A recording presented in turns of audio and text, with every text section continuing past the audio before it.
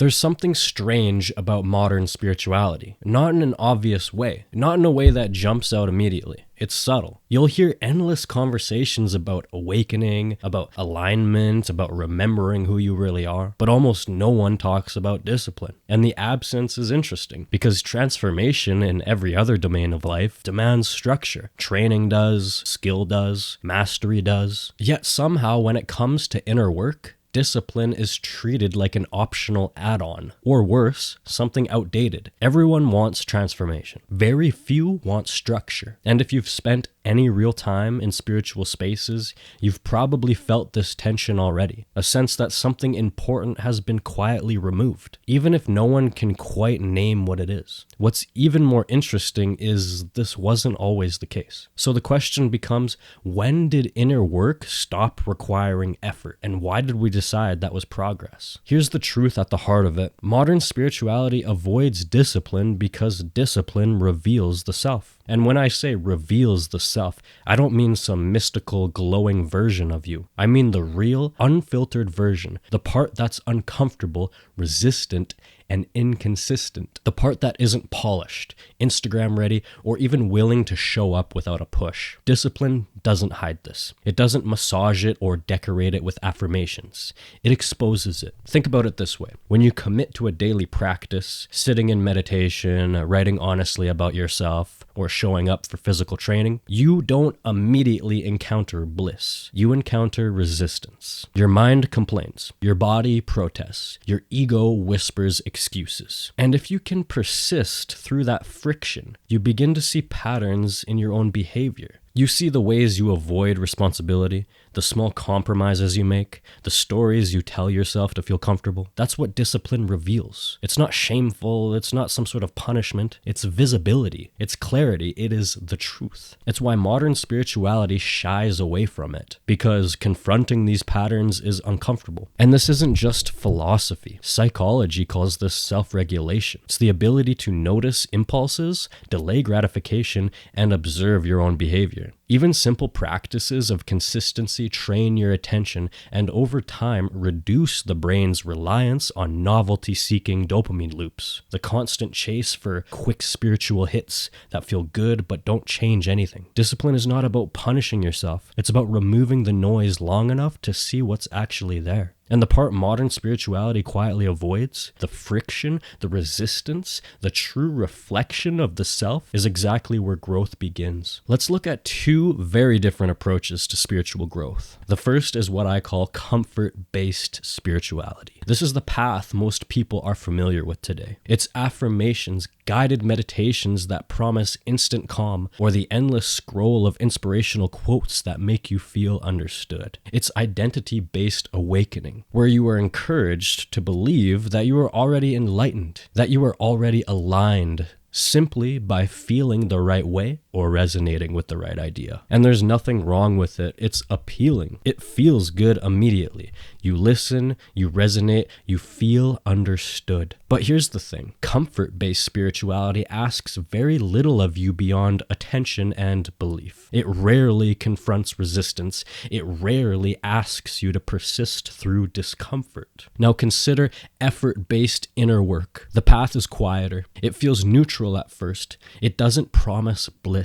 It asks you to practice, to repeat, to observe yourself day after day. It asks you to sit with your mind, track your actions, and maintain order in ways that are invisible at first. Effort-based work doesn't care if it's comfortable. Its metric is consistency, not emotion. It asks one simple question: what can you repeat even when motivation fades? And here's the contrast in simple terms. Comfort-based spirituality asks the question, what do you believe? Effort-based inner work asks the question, what can you do even when you don't feel like it? The cost of each path is equally clear. Comfort-based approaches give short-term satisfaction, but often lead to stagnation, spiritual bypassing, or a collection of ideas that never become embodied. Effort-based approaches feel neutral or even uncomfortable at first. first, but they expose patterns, they build resistance, and eventually produce real change. From a scientific perspective, this is about behavioral conditioning and delayed reward systems. Habits form through repetition, not insight. The brain learns structure and stability through consistent effort, not fleeting feelings of inspiration. So while comfort-based paths feel immediately rewarding, what actually transforms the self is often hidden in the repetition, the discipline, and the friction that modern spirituality quietly avoids. If we step back and look at history, it's clear that discipline wasn't always optional in spiritual practice. For centuries, inner work was rigorous. Monks, mystics, and adepts didn't seek comfort, they sought clarity. Their systems demanded repetition and a confrontation with one's own weaknesses. It was cultural. Discipline was respected as a necessary gateway to insight. But over time, that began to shift. Part of it was practical. Discipline doesn't scale well. You can't mass produce responsibility. A system that requires daily effort filters people out. It filters the curious, the distracted, and the comfortable. For teachers or organizations trying to reach more people, that's bad for growth metrics, but it's exactly what transformation requires. And the economic pressures only amplify this. Modern spiritual content, books, courses, videos, apps, thrive on accessibility. It promises insight without prolonged effort. It's easier to sell comfort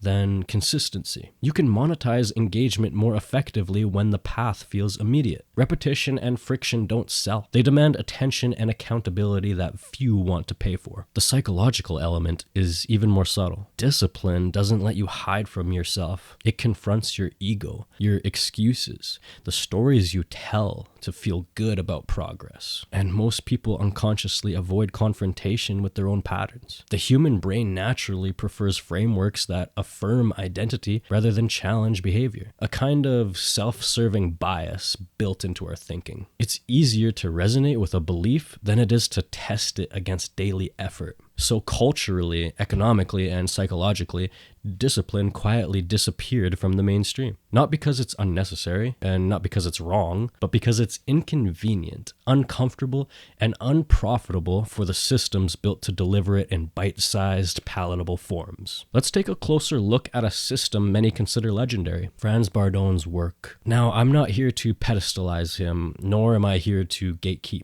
Bardon's system was simply one of the most rigorous and structured approaches to inner development ever written down. At its core, Bardon didn't promise enlightenment. He promised work, daily exercises, written self-assessment, periods of intense practice that could stretch weeks or months without any visible results. He demanded not inspiration, but repetition, not feelings, but responsibility. And that's exactly why systems like this faded from mainstream consciousness. The entry cost was high. You couldn't casually explore the system on a weekend retreat or a 30-minute meditation app. It required time, focus, and a willingness to confront your own shortcomings. There was no instant payoff. Modern culture is obsessed with rapid results, with feeling something transformative immediately. Bardon's approach operated on delayed competence curves, the kind of mastery model we see in any high-skill domain. You practice, you fail, you observe, then after months or years, progress becomes visible. And perhaps most importantly, it demanded brutal honesty. You couldn't hide behind belief or identity. Every exercise exposed patterns, resistance, and gaps in understanding. Structure mattered far more than mystical insight. It was about building skill, not collecting concepts. Compare that to what's popular today. A bite-sized lessons, inspirational affirmations, or experiences that feel transformative but rarely produce measurable change. Bardon's system doesn't disappear because it was wrong. It disappears because it was demanding. And this is crucial for anyone exploring modern spirituality. If you want growth that lasts, you have to recognize the difference between systems designed for immediate comfort and systems designed to create competence, resilience, and real self-knowledge. When we avoid disciplined inner work, the effects aren't always obvious at first. On the surface, it can feel like progress. You read books, you watch videos, you resonate with ideas, You collect insights, you repeat affirmations, you feel informed. But the truth is, you're not necessarily changed. Without structure and consistent effort, spirituality can become a series of unintegrated fragments. You know the language of awakening,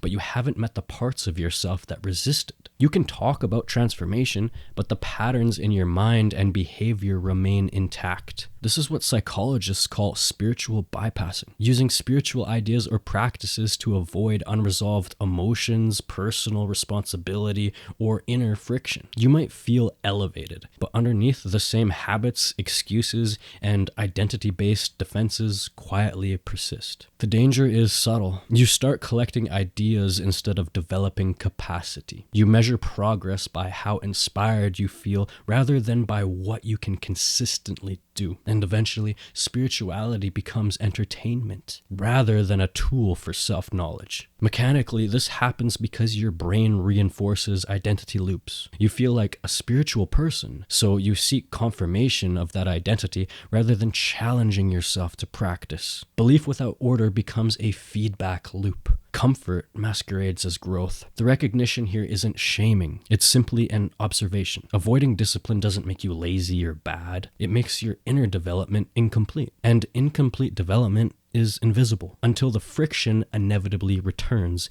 in ways that feel heavier, more persistent, and more unavoidable than ever. Now, let's look at discipline differently. Discipline is not a punishment. It's not a measure of willpower or moral superiority. It is a tool, a mirror. Every time you commit to a practice, every time you repeat an exercise, every time you show up when motivation fades, discipline exposes something. It exposes avoidance. It exposes inconsistency. It exposes the subtle ways the ego negotiates comfort over growth. And here's the key. You don't need to fight these revelations. You don't need to shame yourself for what shows up.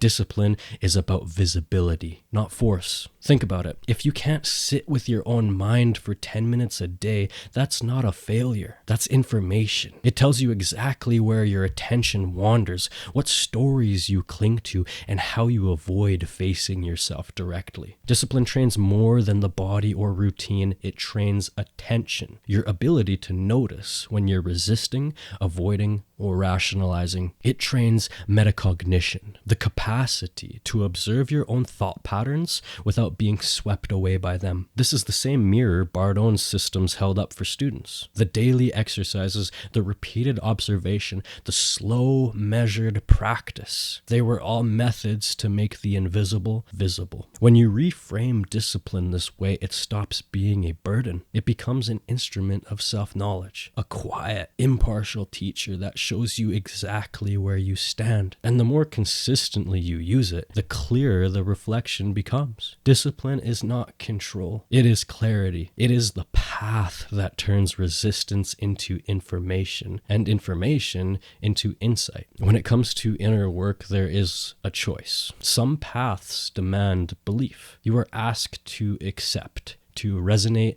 to feel aligned. They are immediate and often comfortable. Others demand order, daily practice, consistency, and the willingness to confront yourself when nobody is watching. Very few paths demand both. Belief is easy to adopt. Order is hard to maintain. And that is why so few paths survive long enough to demand both. Now, pause for a minute and let that sink in. In the silence after, you can feel it. The space between what you believe and what you do. The subtle tension that discipline reveals. And in that tension, you begin to see the work that really matters. Now, if this resonates with you, notice something important. The next step isn't agreement. It isn't liking, nodding, or even understanding this fully. The next step is practice. It's showing up, repeating, observing, turning insight into action, belief into order. That is the work. That is what the rest of this channel is about. It's not entertainment. It is not affirmation. It's work. It's discipline, clarity, and self-knowledge. If you are ready to move from comfort to effort, from theory to observation, this is where the path continues.